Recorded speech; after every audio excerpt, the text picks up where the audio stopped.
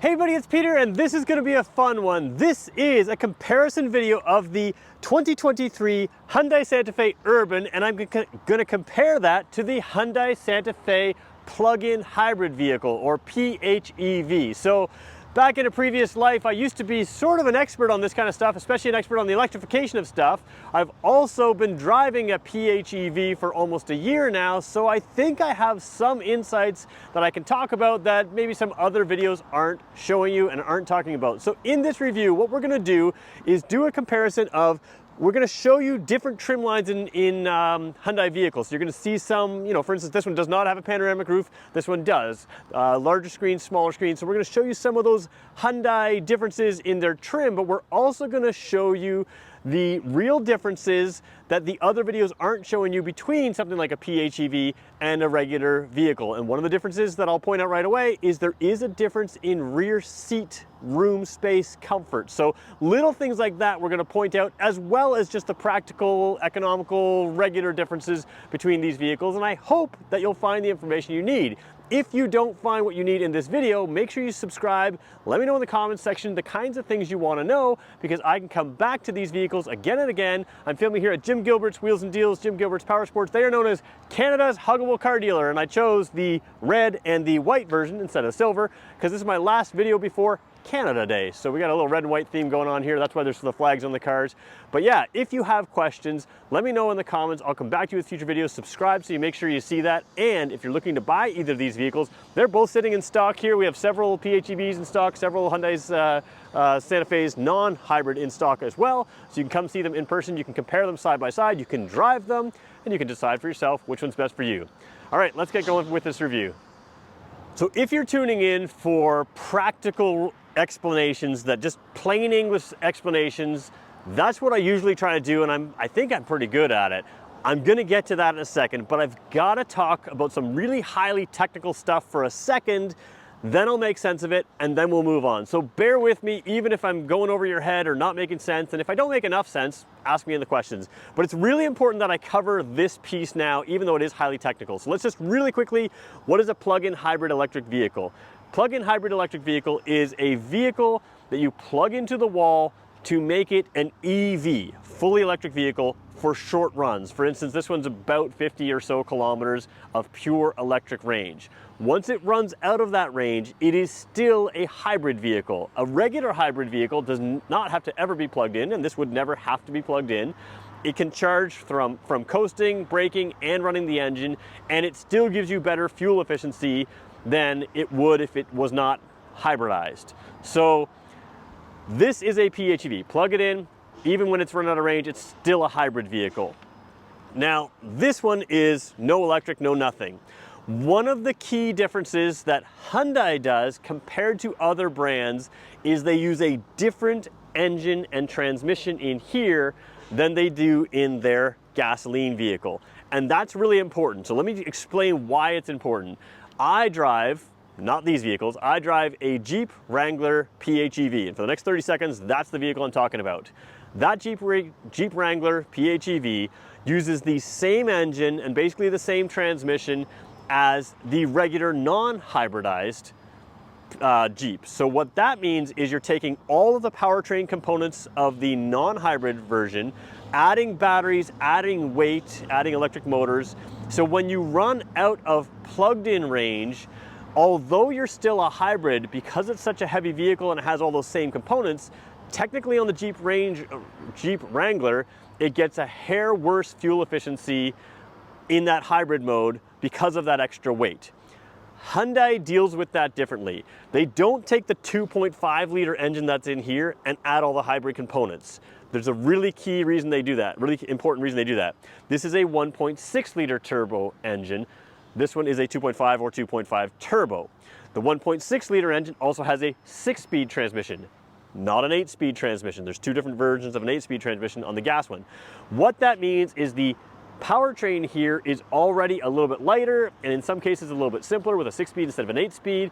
And that means when you run out of your plugged-in range on a Santa Fe and it turns just into a regular hybrid, the vehicle is still light enough that it still gets better mileage than the regular gas one. So I know that's crazy technical, but the point is The hybrid, the PHEV is really worth it because not only does it make more power, we'll talk about that in a second, but it also gets better fuel efficiency all the way around. Unlike the Jeep Wrangler, where it only gets better fuel efficiency when you've plugged it in. It's an important distinction. I'm sorry for the technical explanation, but that's important. So let's just talk really quickly power as well. In the gasoline version, there's a 2.5 liter engine with an 8-speed regular automatic transmission. That is the lowest power. Then you move up to the hybrid, just the regular hybrid. That's the 1.6 turbo, but it adds a regular hybrid. That's the next level of power. Then you add a plug-in hybrid, bigger battery, bigger electric motors. You have the next level of horsepower. So this is number, if 1 is the lowest, this is number 3 in the horsepower ranking. And this would be number 4 in the horsepower ranking, the 2.5 liter turbo. So 2.5 liter turbo in the gas, 1.6 no matter what in the hybrid. So power rating, this one is the third most power. That one's the most power as it sits. But efficiency rating, this is the most efficient. So that's all complicated. That's what a PHEV does. Let's go make sense of things in a more practical sense right now. All right, no more crazy technical talk, but we are going to talk about an engine. We're going to talk about normal things. So this one, 2.5 liter turbo, 281 horsepower, 311 foot-pounds of torque. That's a lot, and in a traditional type vehicle, this is really good. On something like the Santa Cruz, which is Hyundai's pickup truck version of a vehicle like this engine and transmission can tow 5,000 pounds. On this one, because of the body structure and everything else, it's rated to tow 3,500 pounds. This one's going to be your typical SUV. It's going to have the most towing capacity and that kind of thing.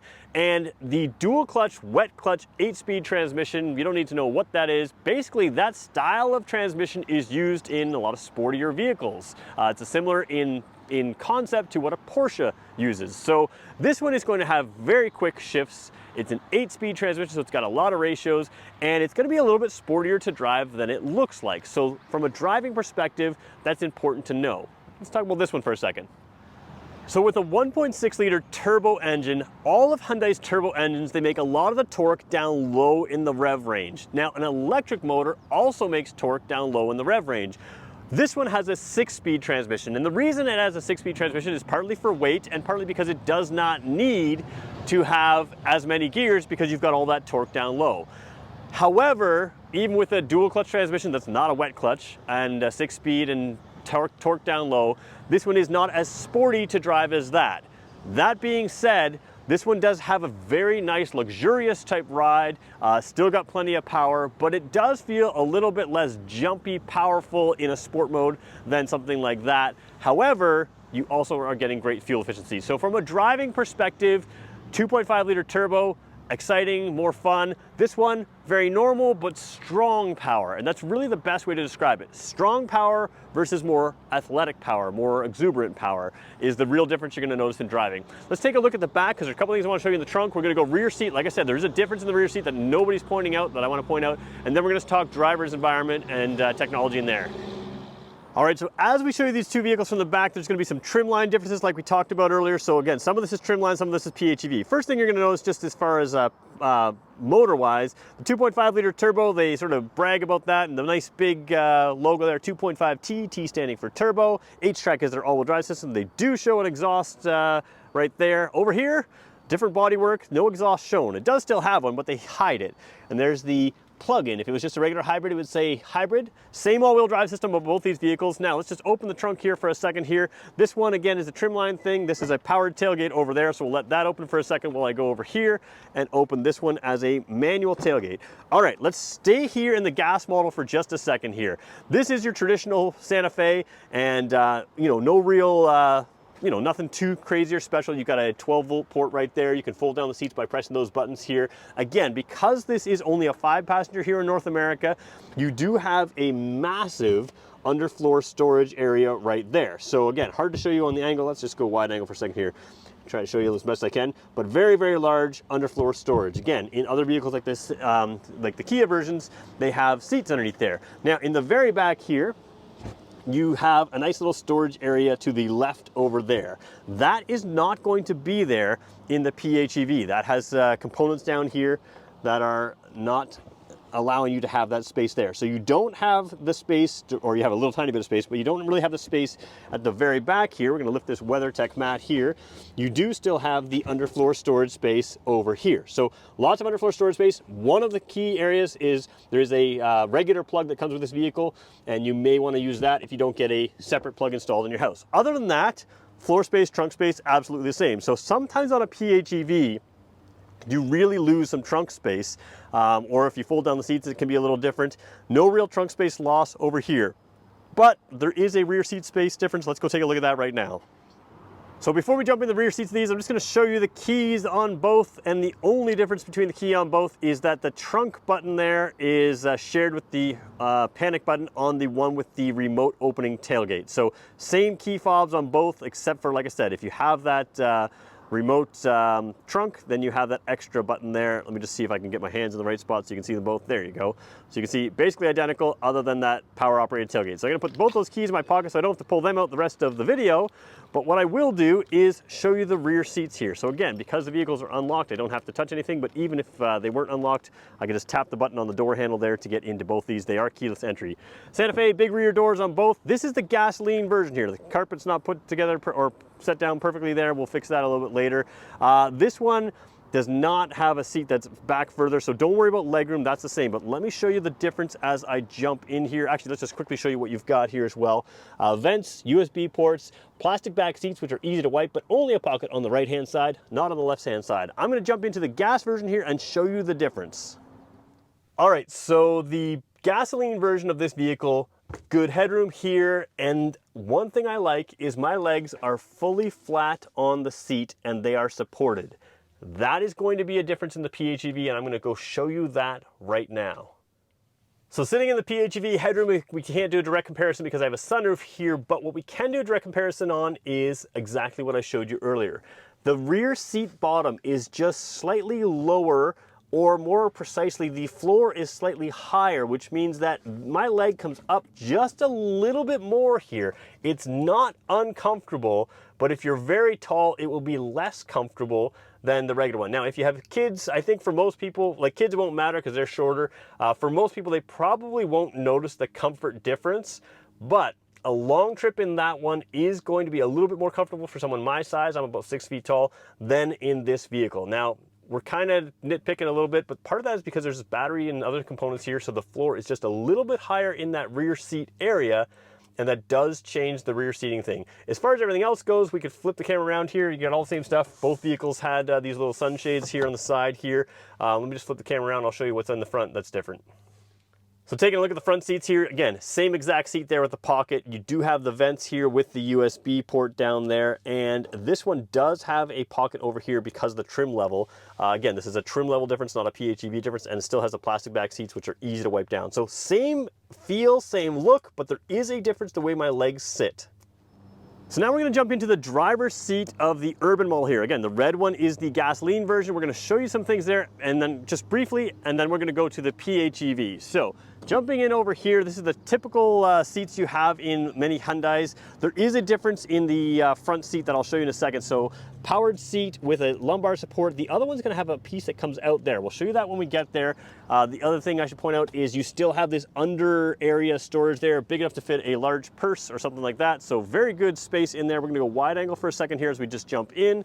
We're going to start the vehicle up, and again, a trim line difference here. This one does not have the digital dash. You can get a digital dash in that vehicle, or in these vehicles, but not in this trim line. So when I say no digital dash, you have the display in the center, which is digital, and then the analog gauges. However, this trim line does give you the larger 10¼ inch screen. So when I throw this vehicle in reverse, you're going to see that you have a backup camera here, and then you also have the display with your parking sensors. So those parking sensors can warn you in green, yellow, and red, as you get close to something on the side, in the center, or there. So if you don't see it in your backup camera, for instance, there is my tripod over there. If we were to get a little closer, it would start warning us if something was close. So because you have a 10¼ inch screen in this one, you do have a different, let me just put it in park for a second here.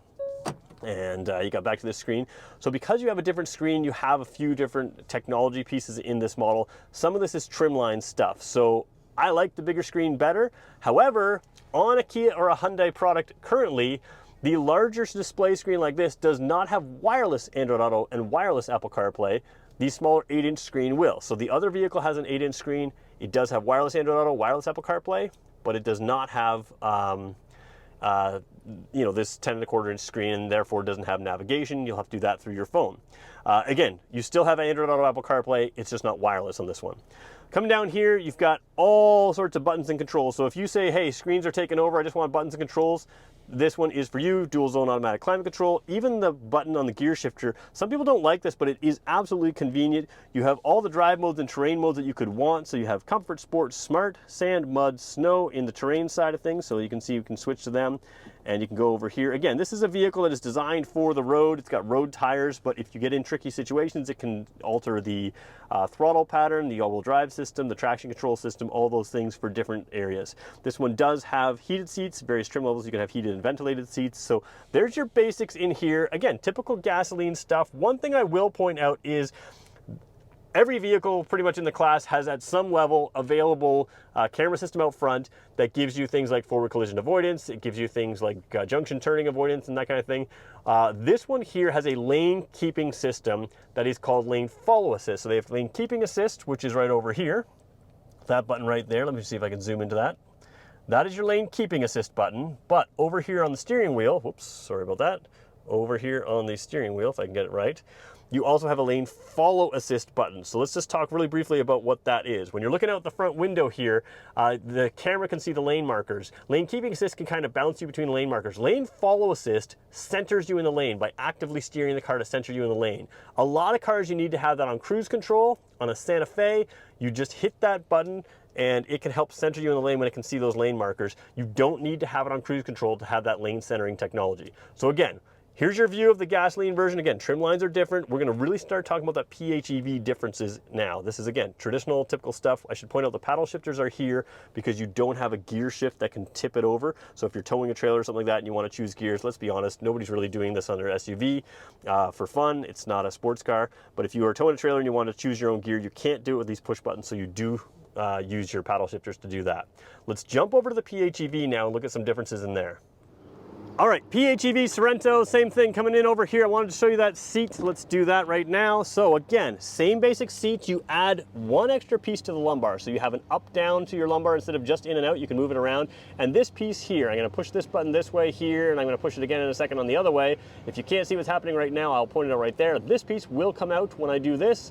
It's one of those little things. The Santa Fe seats are really comfortable for just about everybody, but if you're a taller person, this piece here makes all the difference when it is out. It is a really, really comfortable seat. And again, the extra lumbar support. So again, really good road tripping car, and you can road trip in these cars. They're perfectly fine to do that.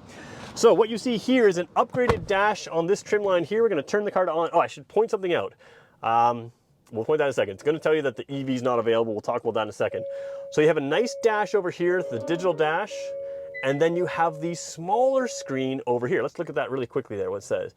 Switch to hybrid mode to lubricate the engine. So it's switching to the hybrid mode to lubricate the engine. Now the engine hasn't started yet, but it's going to start any second now. We're going to talk about that in a second. Most videos will exclude that because I want to show the hybrid stuff, but I think you've seen all the hybrid stuff. We're going to talk about what happens when the EV is not always available. So coming over here, you have an 8-inch screen. Now this one still has the plastic covering on it, so it's got a little extra glare on there. Okay, the engine just started. That's what we were expecting to have happen. Let's look at what we've got over here. This tells you your battery's at 96%. That tells you it gives you 45 kilometers of range. Once you run out of that 45 kilometers of range, it still switches to a hybrid. Most of the time. We'll talk about that. And again, we're showing you things other videos aren't showing you in this video. So that's kind of how this works. Again, around 50 kilometers of range, you might be able to squeak out a few extra, might be able to squeak out a few less depending on how you drive. And again, once you switch to a full hybrid, it still gets great mileage. Now look at the fuel efficiency here. Even though the engine's running, 3.7 liters per 100 kilometers is what you're getting. Let's talk about overall fuel efficiency in this vehicle in a second. Overall, again, 8-inch screen, wireless Android Auto, wireless Apple CarPlay instead of just regular Android Auto and regular Apple CarPlay. And then no navigation here because you have to use your Android Auto, Apple CarPlay. So you have wireless Android Auto, wireless Apple CarPlay is the advantage, but a little different software, which is the disadvantage. Down here, basically the same controls. Down here, basically the same controls. Again, all-wheel drive system, smart sand, all that stuff. This one happens to have ventilated seats, heated steering wheel, and the EV HEV button. So let's talk about what's going on in this car when it runs its gas engine and when it doesn't.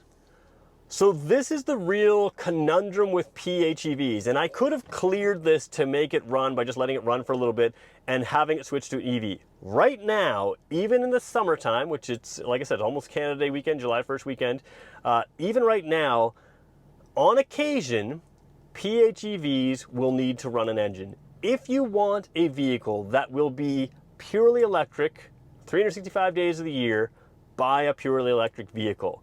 This vehicle has a gasoline engine. Now, generally speaking, hybrid engines, PHEVs, are among the most reliable vehicles on the road. But one of the things this thing does is in the winter, it's going to run your gas engine quite a bit more. To get heat into your cabin, it's going to require the gasoline engine to give you that heat. And the way Hyundai's system does it is in the winter, it's just going to do that. Other systems, like my Jeep system, will give you a little bit more in-cabin heating, but in most cases, in the cold weather, that vehicle will also lock you out of a hybrid or a plugged-in hybrid or purely electric vehicle in the winter. So that happens for a bunch of reasons. Think about your gasoline engine. One of the ways to maintain a gasoline engine is to run it run it regularly. When you run a gasoline engine, we always talk about a sitting engine isn't a good engine, so you have to run it regularly. This vehicle, because it has been transferred to us recently, has been sitting for a while, and therefore it's going to just maintain itself by getting some lubrication through the engine by running. When that happens, like it is right here, and again, any other video is not going to show you this, but when that happens, it's just taking care of itself. So it still is a gasoline vehicle. If you're expecting to run as a pure EV, you shouldn't. It will still run gasoline vehicle. Now, let's talk about how people actually use these cars. Some people say 45 kilometers, I have a 70 kilometer round trip range. That doesn't make any sense for me. Well, keep in mind, if it's got 45 kilometers at 96%, it's still giving you 45 kilometers of pure electric range, which is very cheap compared to gas. And then when it switches to hybrid, it's still going to be cheaper than the gasoline to run. So that is worth noting on this vehicle. Even if you do longer trips, you're going to save some fuel. You also have a little bit more power than the base level gasoline engine. Now there is an extra cost to that, and you have to decide if that cost makes sense. I can tell you from my PHEV experience, I've had several tanks of over 2,000 kilometers of just electric driving, and then still had 4 or 5, 100 kilometers of gasoline driving. So I have, in some cases last year, I had a couple tanks where I was over 2,500 kilometers on a single tank. And again, I'm still paying for some electricity. It's not like I'm not paying for anything. It's not like it's free, but it's far more efficient, and you never have to think about going to the gas station in 3 seasons of the year. In the winter, this is basically a hybrid vehicle in Canada. It depends on how cold you get, but generally speaking in Canada, it's still basically a hybrid vehicle with some advantages to the electric system. But you're going to be running that engine in the winter because it's got to deal with condensation and all sorts of other different types of things. So again, let's just talk really quickly. I'll flip the camera around one more time. Let me just zoom in here to the tachometer here, and that's where the message is going to show. I'm going to hit the EV button. So I'm going to force it into EV mode right now. And it's saying maintaining the hybrid mode to protect the engine. So again, sometimes that happens. I'll just show you that message again. And that is a perfectly normal operation of this vehicle. There's no issues with it. It's just doing its job to give you great fuel efficiency. And as you can see, this reset, it was at 3.5 earlier, it's at 4.3 again, because this has had a recent reset of the trip odometer. But there is phenomenal fuel efficiency to be had, but it's still a gas engine, still has to run. So let's talk about which of these vehicles is right for who. So when we talk about which vehicle is right for you and which one's not, first of all, let's point out a PHEV does cost more, and there are some government subsidies in certain cases where you can make sense of that, and you have to decide if that purchase thing makes sense to you. One thing I'll point out here, Jim Gilbert's Wheels and Deals, there's no wait to buy these. PHEVs are sitting here right now. Sometimes these vehicles are a year or 2 years down the road to get. Literally, it's sitting right here, so you can try that out next to this one. The reason I think it's important to show this next to that, if you're shopping for one versus the other, is a lot of hybrids and PHEVs in the past had what I call packaging differences. You can see here that other than a slight difference in rear seat comfort, which is very, very minor, and a slight difference in underfloor storage, which is very, very minor, these are essentially identical vehicles. So you don't have to worry about those compromises that we used to have to worry about not too long ago with electrified versions of gas vehicles. So these are equal vehicles for a lot of people. Now, if your vehicle needs a good amount of towing capacity, this is your one to go with still. 3,500 pounds, this one's gonna take more than that one. So that's something to consider. But let's talk just general efficiency. If you do a lot of short trips, but aren't ready to go to a full EV, because maybe you're like me and you do, some of your longer trips are your vacations and maybe there's not a charge network. So if you're doing a lot of short trips, a PHEV makes a lot of sense for a lot of people. That's where I'm getting that 2,000, 2,500 plus kilometers per tank, because as my everyday driving, I'm driving around Fredericton, short trips here and there, and even if I go beyond my electric range, it's only a couple kilometers beyond my electric range, and most of my driving is purely electric. Again, if I have 45 or 46 kilometers of electric range like this one and I drive 50 kilometers, that 50 kilometer trip might be 5 kilometers of gasoline use and I'm plugging back into my garage. And again, you're getting those really extended run times of pure electric. And that's where this makes a lot of sense. In those short trips for most of your driving, but still the ability to do a drive across the country at a moment's notice without planning for charge stations. Something like this, if you're doing a longer trip, this one will still have an efficiency advantage, but you're not going to get those 2,000 plus kilometers per tank. You're just going to start getting, normal distances on your tank. That one does have a smaller fuel tank than this one, so even though it's more efficient, you're stopping for fuel probably just as often if you're doing all long trips and that kind of thing. Again, still an advantage in fuel efficiency, but not an advantage in overall driving range to the extent that you might want. So you have to kind of decide what you want. And again, I can't answer every question in one video, so this is just a primer. If you want to know more, let me know in the comments and hit subscribe. Let me know the types of things you want to know, and maybe I'll make shorter videos to explain some of those differences for you. If you want to see these vehicles in person, side by side, swing by Jim Gilbert's Wheels and Deals. They can literally show you, they've got a couple of PHEVs in stock, they've got a number of gasoline Hyundais in stock as well, so you can compare them side by side for yourself to see which one works for you, and you can deal with the same salesperson to run numbers on this one, that one, other brands side by side. Again, known as Canada's Huggable Car Dealer, we're sitting here right before Canada Day, that's why we've got the flags up.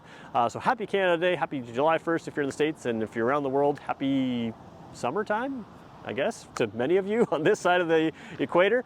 Anyways, I want to thank everybody for watching, and we will talk to you in the next one.